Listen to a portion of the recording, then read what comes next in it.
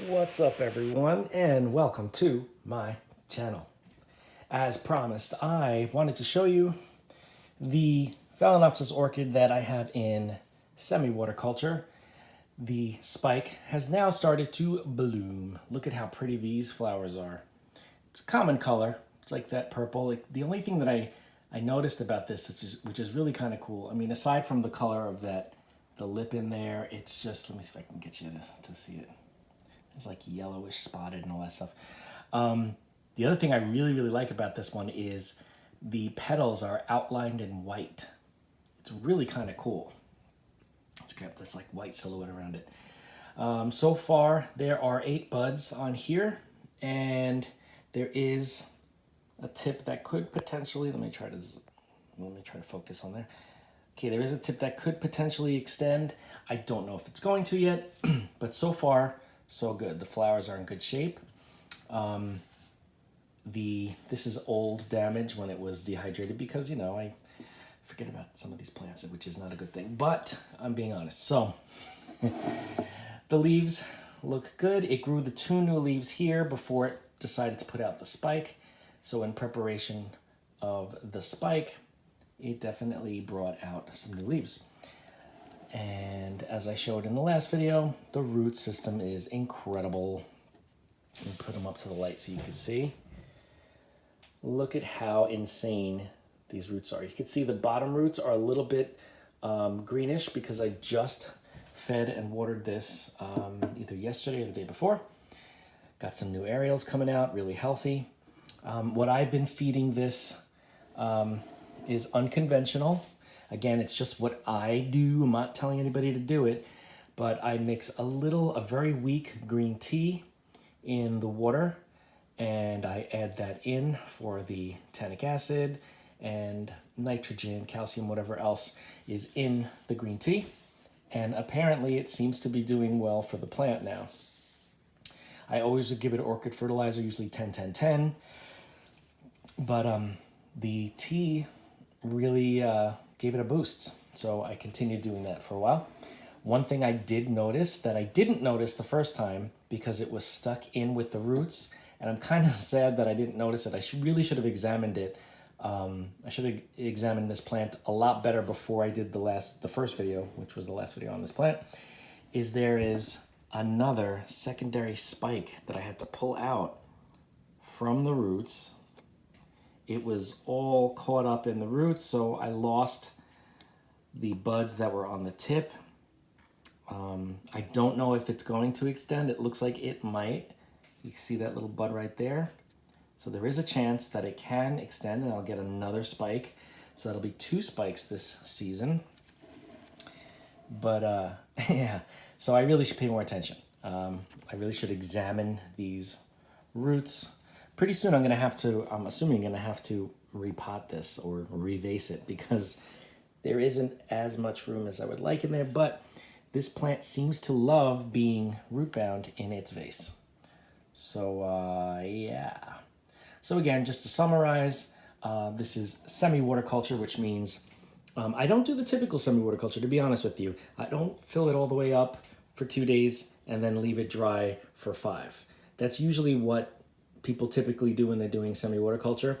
I rinse the whole thing out with water, plain water, and then I just fill maybe an inch of the water with the nutrient, which is, lately it's been the green tea. So it's not typically what you hear for semi-waterculture, but I assume it's semi-waterculture because I'm letting it dry out from that 1 inch of water that I put in there. And then it just stays dry for a couple of days. I don't have a set regimen on days that I water it and days that I let it stay dry. I just wait for it to turn silver, the roots turn silver, and then I decide, okay, it's been silver long enough, I'm gonna just give it some of the feed. Because, you know, think about it, in nature, it's not like the earth is saying, all right, you've been dry for a couple of days, it's time. Like, it just kind of happens as the weather changes. So I do as I feel. I don't have a set, and I kind of like it that way, that I don't have like a set schedule, because then I don't have to stick to the schedule and then beat myself up if I can't stick with it.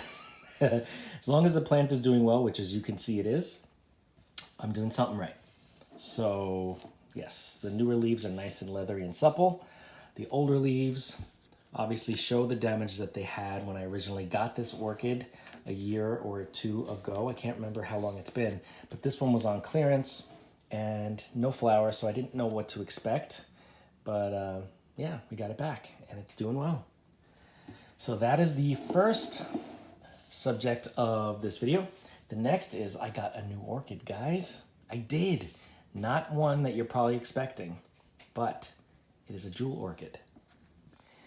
So you follow this channel at all, if you've seen any other videos, you know that I do love plants that have colorful foliage, okay? Jewel orchids are no different. Now this one is the dark form of the Ludicea discolor. So it doesn't have all those red veins like a typical Ludicea discolor has, but I really kind of liked it and it was a good price. And I think it's really cool. And I'm going to do some experiments with propagating once it starts to grow out a little bit. And just learning about it because I've never had a jewel orchid before. So this is a first. And I've read up on it for a few years, but before I even got this one. But I want to do my own experiments with things that work for me better. Because, as you know, not everything works for everybody. So I want to find out what works best for me. So far, so good. It's in this little 2-inch pot. I'm not going to do anything with it as far as repotting yet. I want it to acclimate, want it to start growing, get used to this environment that it is now in. And then we will see what I need to do to get the best out of it in this environment. Anyway, that's about it for this video. If you have any questions on my, again, unconventional methods for growing my Phalaenopsis in semi-water culture, how I feed it, anything about jewel orchids, I can't really give you any info on that because I don't know anything more than you would find on the internet because this is my first. But yeah, I've had a bunch of phals. Yeah. Oh, one thing I want to say about the Phalaenopsis. I don't keep this under artificial light. I keep this about 3 feet away from a south-facing window, and it's elevated, so it never gets complete full sun on its on any part of it. The reason why I'm doing that, though, is I have it close to the window, 3 feet away, so it gets the temperature change, and I'm pretty sure that's why it began to spike in the autumn, because they do need that drop in temperature. But you know, there's a lot of conversation about it, and people can't really agree.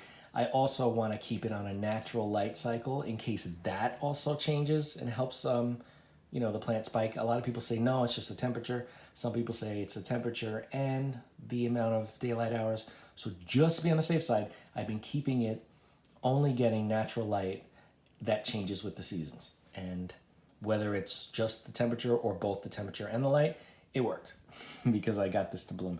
Some of my phals that I have under artificial light, and I keep them like 16 hours a day, no blooms. The temperature does fluctuate down there, but maybe not enough. I don't know. Anyway, yeah, I just wanted to let you guys know that. So in addition to the feed and, you know, the other care that I've been giving to this plant, I have been allowing it to only be exposed to natural light. So that cycle will be part of the growth. Anyway, that's it. If you have any questions, leave a comment, obviously. I will get back to you. Don't forget to like, share, and subscribe. Hit that bell if you want to be notified. And I will see you in the next video.